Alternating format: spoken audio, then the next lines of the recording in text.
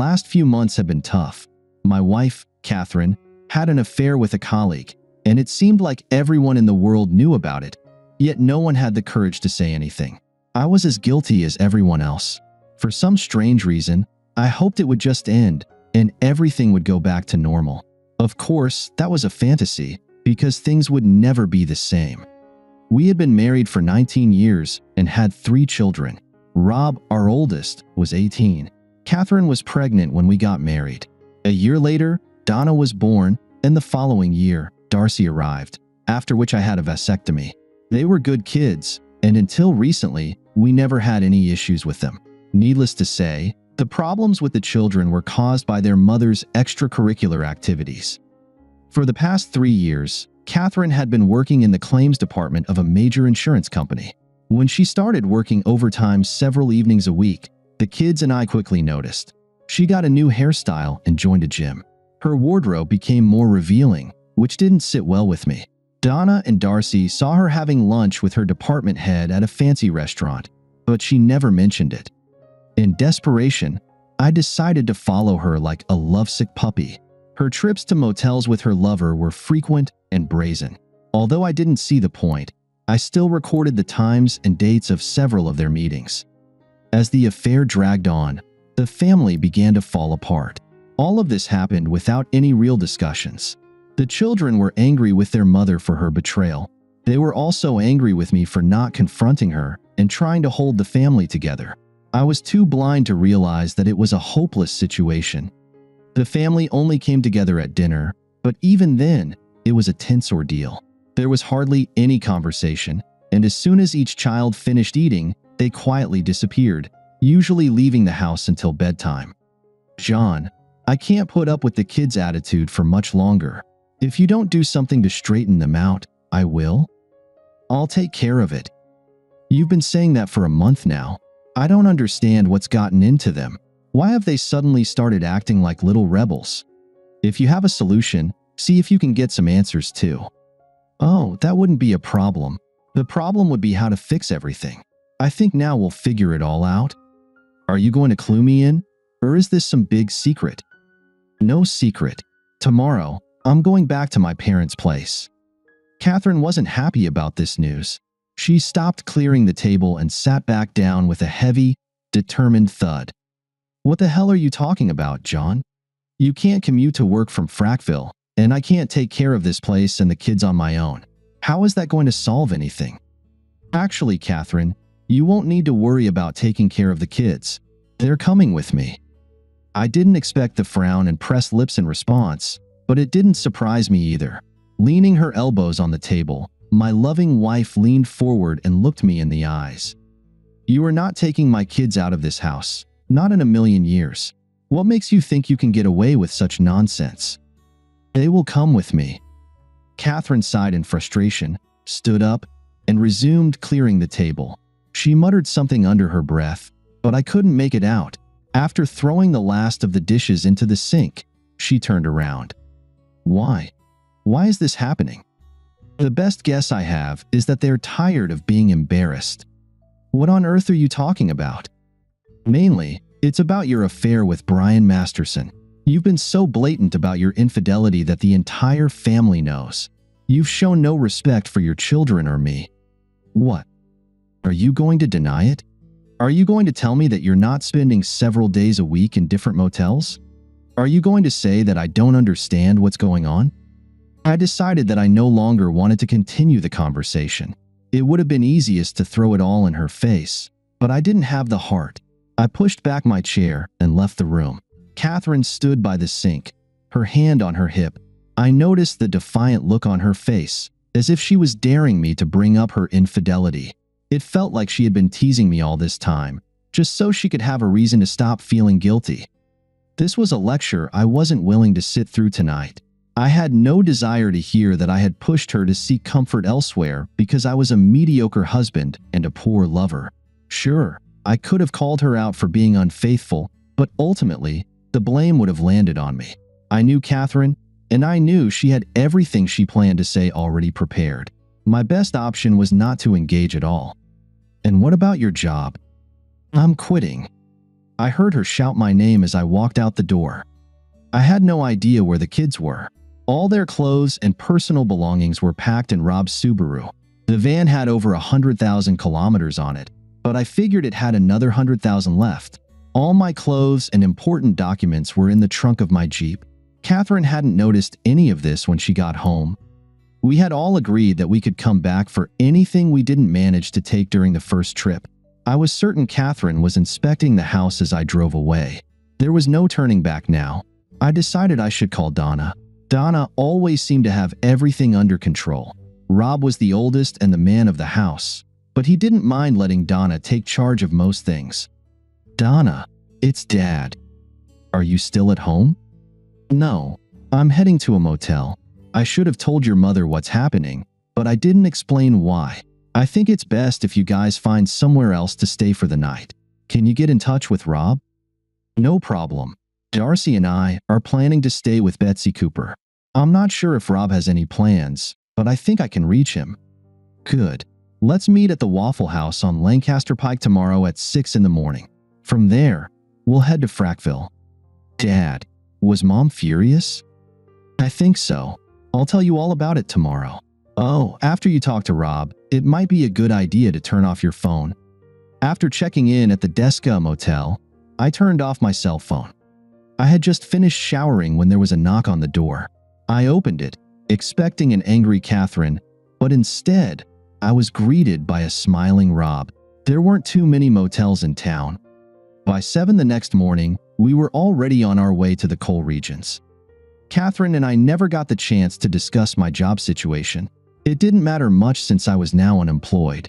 In these kinds of situations, the usual practice is to stash away as much cash as you can without drawing attention.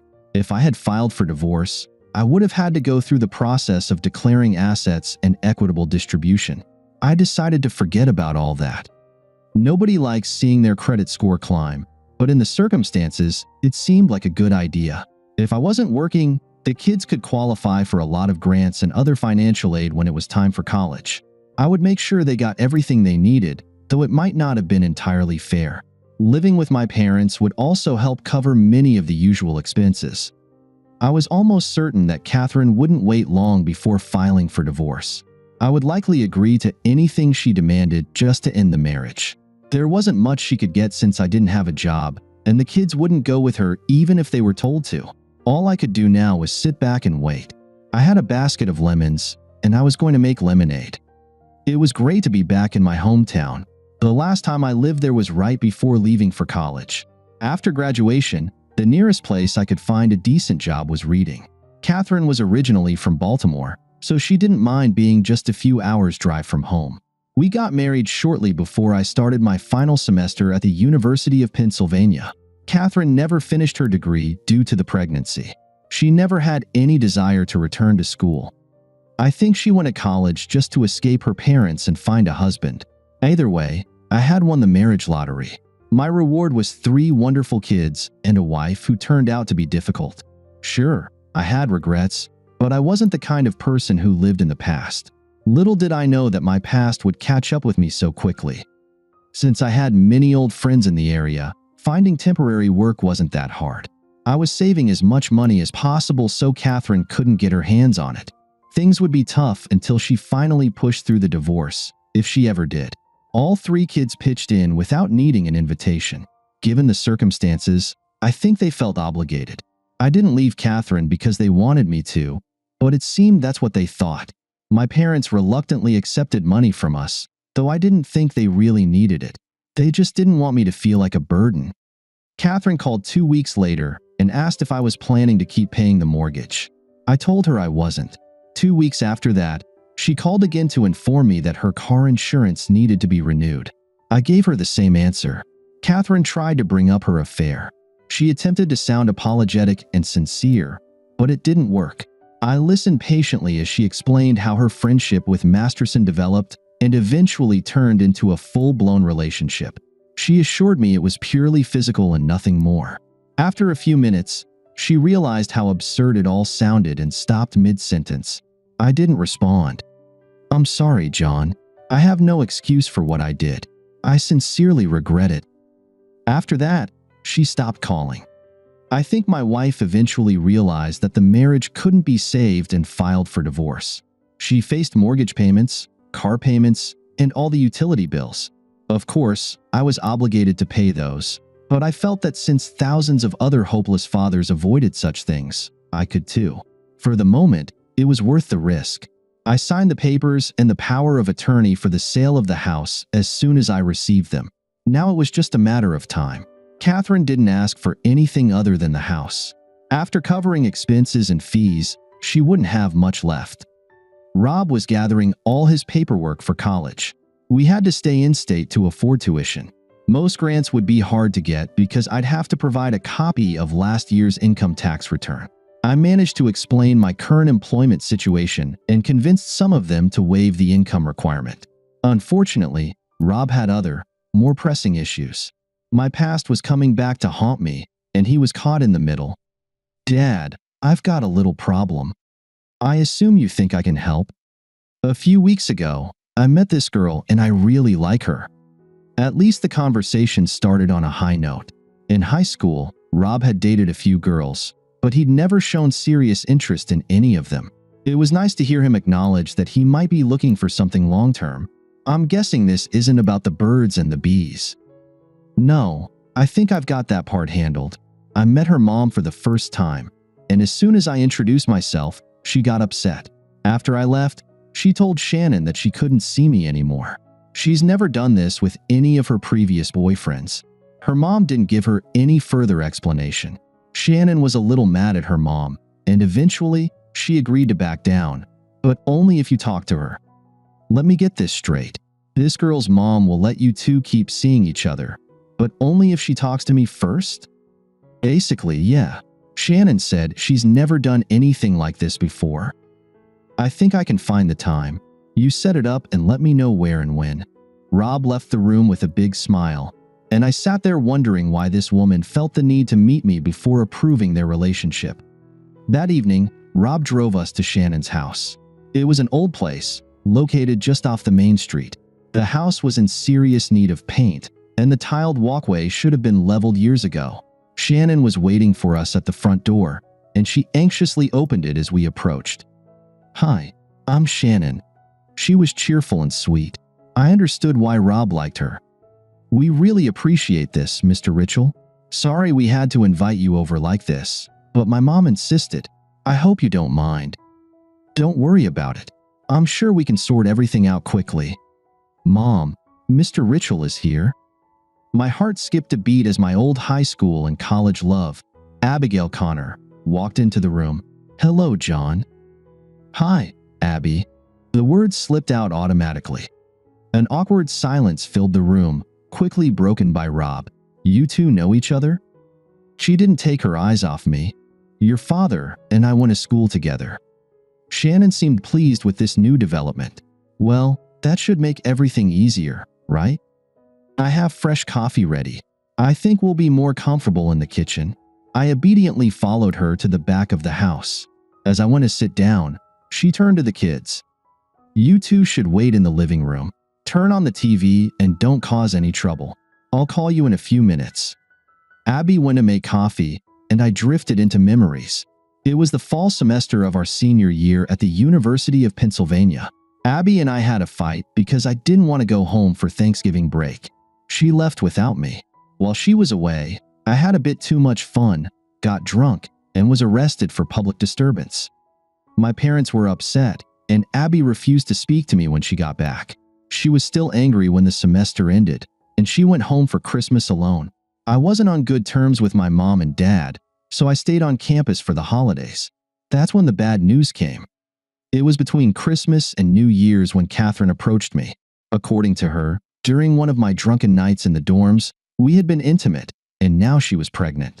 Given the situation with my parents at the time, I didn't want to upset them further. Without much thought, Catherine and I drove to Gretna Green that same day and got married. I didn't tell my parents until I graduated the following spring. Abby found out about the marriage when she came back to school after taking a few years off and immediately dropped out. I don't know if she ever finished. "Did you fall asleep?" Her words snapped me out of it as she placed a mug in front of me. She was 20 years older than when I had last seen her, and still beautiful. My mind raced, comparing what could have been with what was. Sorry, I wasn't ready for this. You'll have to give my brain a moment to catch up before I can be of any use. Talking with Abby had always been easy, and I always felt comfortable around her.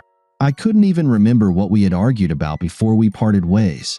At that moment, I realized I didn't even know her married name. Rob had never mentioned Shannon's last name either. It was time to break the ice. I tried to stay calm and open. Is there a Mr. Abby, or are we going to discuss this just the two of us?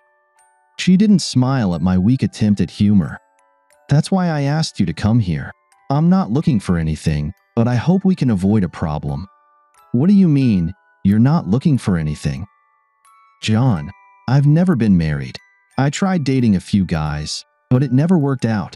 Most of them weren't interested in single moms and were just looking for something casual with no commitment.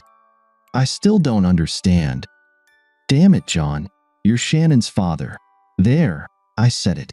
I hoped I could explain it in a more delicate way, but sometimes things don't go as planned. Of course, I had no idea. Can I have some more coffee? That's it? That's all you have to say? I think I understand why you told them they couldn't see each other anymore. Unfortunately, I think it might be too late. By the time I figured out that you're Rob's father, they had already gotten close. Oh God, are you telling me my son and my daughter are involved? I'm almost certain. I thought siblings were supposed to hate each other. The fresh coffee was too hot to drink. I blew on the edge of the cup while the mother of my daughter stared at me, waiting for the wise words I didn't have. Abby, I don't think we have much choice, do we? We have to tell them and hope it's not too late. The mood around the table shifted suddenly. I'm sorry, John.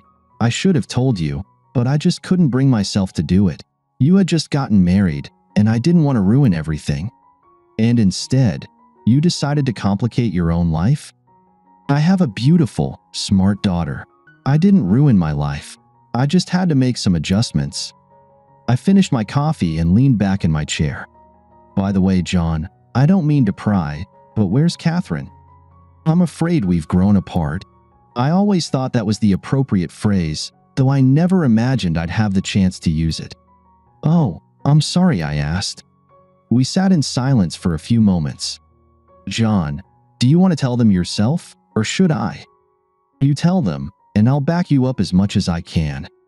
Less than a minute later, Shannon and Rob were sitting with us at the kitchen table. Abby slid a folded piece of paper across the plastic surface to Shannon. Oh my God. Shannon's reaction immediately caught Rob's attention, even though she hadn't unfolded the paper yet. What's going on? This is the mysterious birth certificate I wasn't supposed to see until I turned 21. Rob looked confused. What's so special about a birth certificate? Shannon didn't answer. She unfolded the document and stared at it, her mouth wide open. No, this can't be true. This has to be a mistake. Mom, tell me this isn't true. Abby didn't respond to her daughter. She was staring at the floor. Rob tried to look at the paper, but Shannon kept it away from him. Mom, please, tell me this isn't true. Still, there was no answer. In frustration, Shannon threw the birth certificate across the table and ran out of the room in tears. Dad, what the hell is going on? I'm sorry, Rob. It's been hard for us to tell you, but you need to know. Know what? What the hell? Shannon is your sister. The kitchen fell into silence. Somewhere deep in the house, we could still hear Shannon crying. Rob slowly stood up and left the room. I was sure he had a million questions, but he wasn't seeking answers right now. He had more important things on his mind. After a few moments, the sobs began to quiet down. Abby, do you happen to have a beer? Abby and I had just finished our second beers when Rob showed up again. Can we go home now, Dad? 2 days later, Rob decided to talk to me again. The house had a gloomy atmosphere, and I felt relieved that something was finally happening. I want a DNA test. I have the money to pay for it, and I won't take no for an answer. Where can we do it? There's a lab in Allentown. Each test costs $200. I need tests from Shannon, you, and me. Well, if we're going down that route, we might as well test the girls too. I'll cover the cost. Do we have to go there in person, or can they send the test kits by mail? Both, but I'd prefer to go in person. Great. You get everything organized, and we'll make a productive day out of it. I'll even treat you to dinner at Olive Garden. Later that day, I called my wife's company. I spoke with the head of the legal department.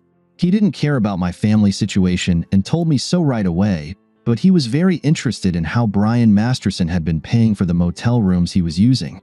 When I mentioned that Masterson was Catherine's boss and that I wanted more information about the company's stance on workplace affairs, he quickly ended the conversation. A few days later, Catherine called. For some strange reason, she had lost her job and was having trouble paying her bills.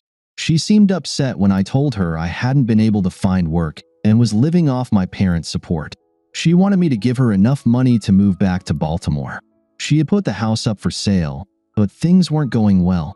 She hoped to leave Pennsylvania before her car was repossessed.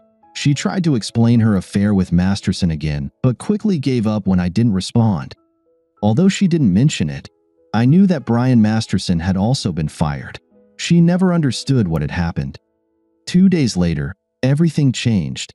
I walked into the house and found Rob and Shannon sitting on the couch, grinning like two Cheshire cats. They just sat there with goofy smiles on their faces while I cleared my throat. All right, what's going on? Why the gloomy faces? It was a weak attempt at a joke. They laughed anyway. Do you want the good news or the bad news? Don't you think you're a bit mixed up? We don't think so. Maybe some of it is bad, but overall, it's pretty good. Stop messing with my head. Donna and Darcy are both your daughters. The DNA matched. I suppose they'll be happy about that? They don't know yet. What aren't you telling me? Shannon is your daughter too. Another near-perfect match. I'm still a bit confused. Where does the interesting part start? Don't get upset, but I'm not your son. I wasn't expecting that. I loved Rob with all my heart and raised him as any good father would. Now he was telling me I wasn't his father.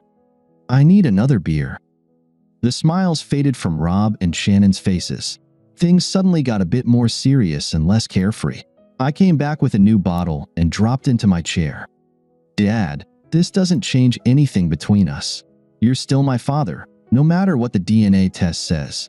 I don't know who the biological father is, but you'll always be my dad. I downed half the new bottle.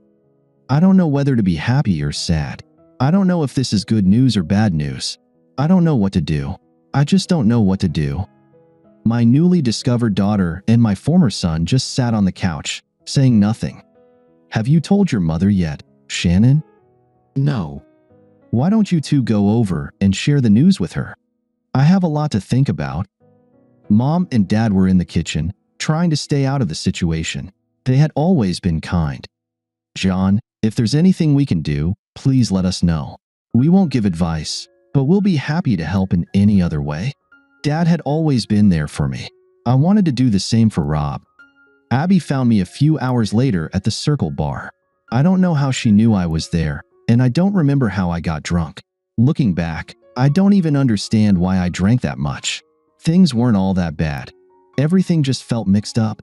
It had been 10 years since I last overindulged in alcohol, and now I had no real excuse for doing so. I woke up on Abby's couch. Somehow, she had gotten me there. I was still fully dressed, except for my shoes. I realized, much to my embarrassment, that I had wet myself. I smelled freshly brewed coffee, but the bathroom took priority. When I came back from the bathroom, she was waiting for me at the kitchen table. Bathrooms in these old houses were always on the second floor, so I had to climb the stairs to use it. I managed to win that battle, though just barely. Abby didn't offer me anything other than coffee, which was probably the best thing in the circumstances. I really messed up. I don't even know who to apologize to first. Looks like you weren't the only one with Catherine that weekend. You just drew the short straw. Damn it, I don't even remember being with her. I assumed I had been because of the way she approached me. I had no alibi and no way to prove I hadn't slept with her. Like a fool, I took the easy way out. I must be the biggest sucker in the world. There was no response from the other end of the table. Finally, she spoke. Hey, don't look at me like that. I completely agree with your self-assessment.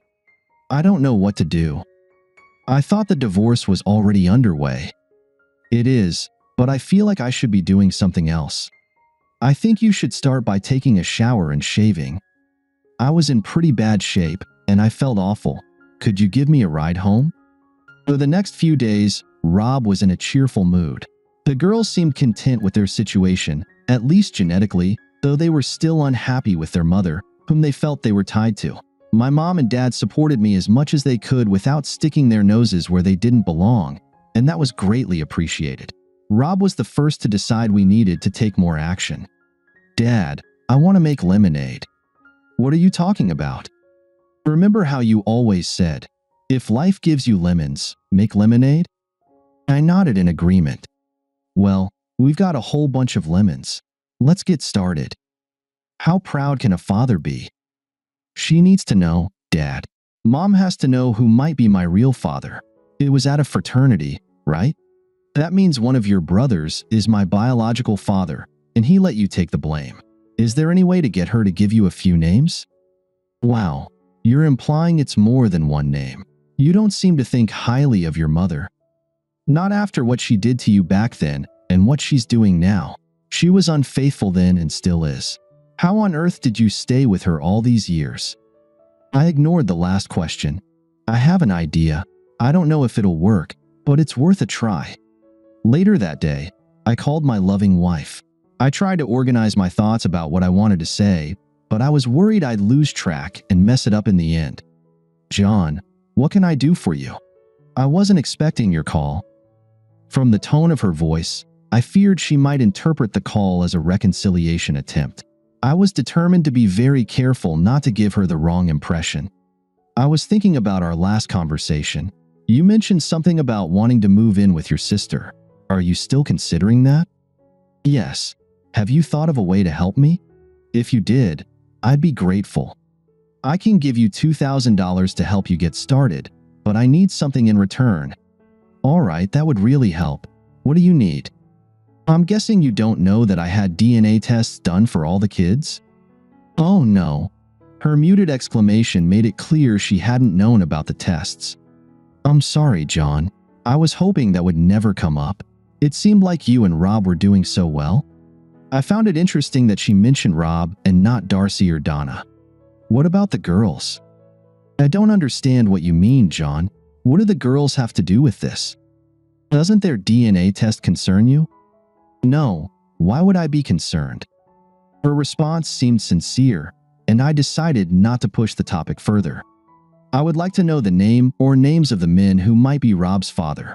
Give me that, and you can have the $2,000.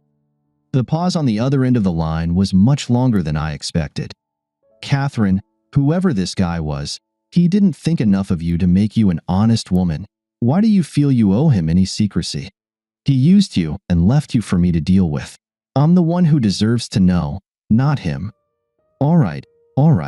There were 3 of them. I don't know which one is the father. I'd appreciate it if you tell me their names. Kyle Simmons, Ray Thorenson, and Philip Berger. I knew all of them. 3 spoiled rich kids who thought they could get away with anything. They were all devoted members of the fraternity, but turned out to be less than honorable. Thank you, Catherine. I appreciate it. What else do you need, John? If you're not staying in the house and you can't sell it, can I take it over? Oh my God, yes. I can't sell it, and more than anything, I'd love to pass it on to you. Even if I find a buyer, I won't make enough from the sale to cover the real estate commission. You can have it as soon as I move out. I'll sign any papers you need. John, I also have a small request. What is it, Catherine? Can you arrange for me to see the kids? Nothing big, but I am still their mother, and I'd really like to see them from time to time. I'm sure I can figure something out.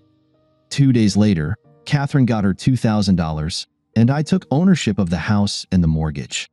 Rob had no trouble getting information about the possible sperm donors.